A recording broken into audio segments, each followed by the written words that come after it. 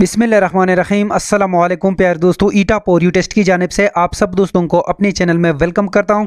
तो प्यारे दोस्तों, मैं अपलोड करने वाला most important and repeated Urdu के एमसीक्यूज़, ये एमसीक्यूज़ आपको काफ़ी पैदा दे सकते हैं आने वाले एग्ज़ाम्स में। यानी जितनी भी एग्ज़ाम्स होने वाले हैं ईटा के ज़रिए या NTS के ज़रिए या आर्मी में या एयरफोर्स में, यानी जितनी भी डिपार्टमेंट में जो इम्तहानात तो होने वाले हैं, इसके अलावा पुलिस डिपार्टमेंट में यानी कांस्टेबल की पोस्ट के लिए ईटा के ज़रिए एग्ज़ाम होने वाला है। तो ये एमसीक्यूज़ आपको उनमें भी काफ़ी पैदा दे सकते हैं। तो चलिए वीडियो को शुरू करते हैं। वीडियो को शुरू करने से पहले आप सब दोस्तों से रिक्वेस्ट है, अगर आप मेरे चैनल पर नए हो तो प्लीज़ मेरे चैनल को लाइक कीजिए, सब्सक्राइब कीजिए और शेयर कीजिए। इसमें क्वेश्चन नंबर फर्स्ट है, लिखाई पढ़ाई लिखने वाला वगैरह किसकी मिसालें हैं। इसमें मशतक की मिसालें हैं, यानी इसमें जो करेक्ट ऑप्शन है वो है ऑप्शन ए, यानी इसमें मशतक। आपने साथ में ये भी याद रखना है कि ये वो इसम है जो किसी मज़दर से बना हो, मसलन पकड़ना से पकड़, यानी ये इसमें मशतक कहलाता है। आपने साथ में ये भी याद रखना है कि इसमें मज़दर किसे कहते हैं। ऐसे इसम जो ख़ुद किसी कलमे से नहीं बनते हैं लेकिन उनसे बहुत से कलमे बनते हो जिसके आखिर में ना आता है, तो ये इसमें मज़दर कहलाता है। मसलन लिखना, तैरना वगैरह, ये इसकी मिसालें हैं। इसके अलावा इसमें जामिद जो ना किसी काम का नाम हो और ना ही ख़ुद किसी मज़दर से बना हो और ना ही इससे और कलमे बन सकते हो, तो इसको कहा जाता है इसमें जामिदा। मसलन किताब, मेज़ वगैरह, ये इसकी मिसालें हैं। तो नेक्स्ट क्वेश्चन है क्वेश्चन नंबर 2, यानी लिखना, समझना, तैरना, उड़ना वगैरह, ये किसकी मिसालें हैं। तो इस सवाल में हमसे पूछा गया है कि ये मिसालें किस नीचे दी गई ऑप्शन में किसकी मिसालें हैं। तो इसमें जो करेक्ट ऑप्शन है वो है ऑप्शन बी, यानी इसमें मज़दर। तो इसको मैं ऑलरेडी एक्सप्लेन कर चुका हूँ ऊपर एमसीक्यूज़ में। तो नेक्स्ट क्वेश्चन पे आते हैं। नेक्स्ट क्वेश्चन है क्वेश्चन नंबर 3। क्वेश्चन नंबर 3 में कहते हैं वो इसम जो ना किसी से बना हो ना ही उसे कोई कलमा बनाया जा सके, उसे क्या कहते हैं। तो ये उसे कहते हैं इसमें जामिदा। इसको मैं ऑलरेडी ऊपर एक्सप्लेन कर चुका हूँ।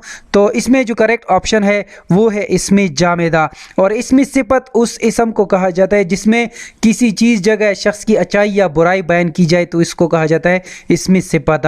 नेक्स्ट क्वेश्चन पे आते हैं। नेक्स्ट क्वेश्चन है क्वेश्चन नंबर 4, वो इसम जो किसी ख़ास चीज़ या जगह को जाहिर करे उसे क्या कहते हैं। तो इसमें जो करेक्ट ऑप्शन है वो है इसमें मारिफा, यानी इसमें मारिफा का मतलब है कि ये एक ऐसा नाम है या इसम है जो किसी ख़ास चीज़ या जगह या शख्स के नाम को जाहिर करता हो, तो इसको कहा जाता है इसमें मारिफा। इसमें जामे तो ऑलरेडी मैं ऊपर एक्सप्लेन कर चुका हूँ। इसमें नाकिरा यानी वो इसम जो किसी आम चीज़ जगह शख्स का नाम हो, तो इसको कहा जाता है इसमें नाकिरा। और इसके अलावा अपने साथ में ये भी याद रखना है कि इसमें इशारा किसे कहते हैं। इसमें इशारा ये वो कलमा है जिससे किसी चीज़ जगह या शख्स की तरफ इशारा किया जाए, तो इसको कहा जाता है इसमें इशारा। यानी वो दरिया, ये लड़का, वो लड़की वगैरह, तो ये इसकी मिसालें हैं। नेक्स्ट क्वेश्चन पे आते हैं। नेक्स्ट क्वेश्चन है क्वेश्चन नंबर 5, गिनती की लिहाज से इसम की कितनी किस्में हैं। गिनती की लिहाज से इसम की 2 किस्में, यानी इसमें जो करेक्ट ऑप्शन है वो है ऑप्शन ए। 2 किस्में ये है वाहिद और जमा। वाहिद हम उसे कहते हैं, ये वो इसम है जो किसी इसम की सिर्फ एक अदाद को जाहिर करे, तो इसी कहा जाता है वाहिदा, यानी जैसा कि तोता, मस्जिद वगैरह।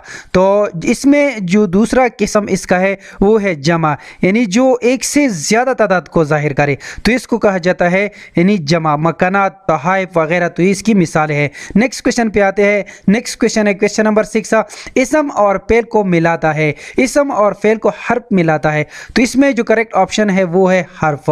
लफ्ज़ यानी जो कुछ हम मुंह से बोलते हैं इसको कहा जाता है लफ्ज़। बमानी लफ्ज़ को कलमा कहते हैं, तो इसमें जो करेक्ट ऑप्शन है वो है हर्फ। नेक्स्ट क्वेश्चन पे आते हैं। नेक्स्ट क्वेश्चन है क्वेश्चन नंबर 7, जो इसम मादा जात के लिए इस्तेमाल किया जाए उसी क्या कहते हैं। तो उसी कहा जाता है मुअन्नसा, यानी ऑप्शन सी इसमें करेक्ट है।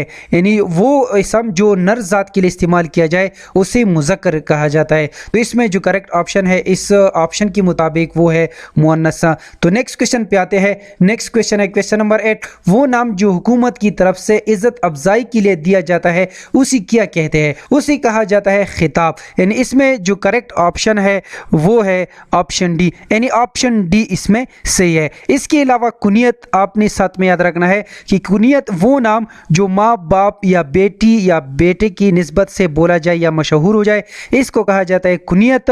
लक़ब वो नाम जो किसी ख़ास वसफ़ की वजह से मशहूर हो जाए, इसको लक़ब कहा जाता है। और तखल्लुस वो नाम जो शायर अपने अशगार में इस्तेमाल करते हैं, इसको कहा जाता है तखल्लुस। तो इसमें जो करेक्ट ऑप्शन है वो है ऑप्शन डी।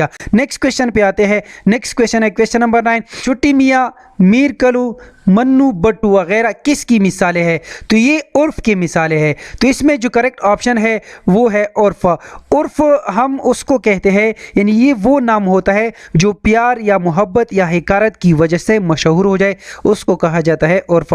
तो इसमें करेक्ट ऑप्शन जो है वो है ऑप्शन ए। नेक्स्ट क्वेश्चन पे आते हैं। नेक्स्ट क्वेश्चन है क्वेश्चन नंबर 10। ये किताब मेज़ पर रखो, इस फिक्र में इसमें इशारा कौन सा है?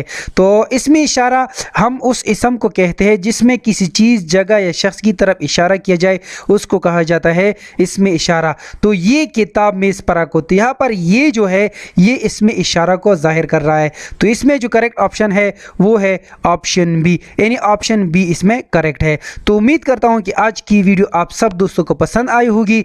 जिन दोस्तों को वीडियो पसंद आई हो, समझ गए हो, तो प्लीज़ चैनल को भी सब्सक्राइब करें, वीडियो को लाइक और शेयर लाजमी किया करें। शुक्रिया। अल्लाह हाफिज़।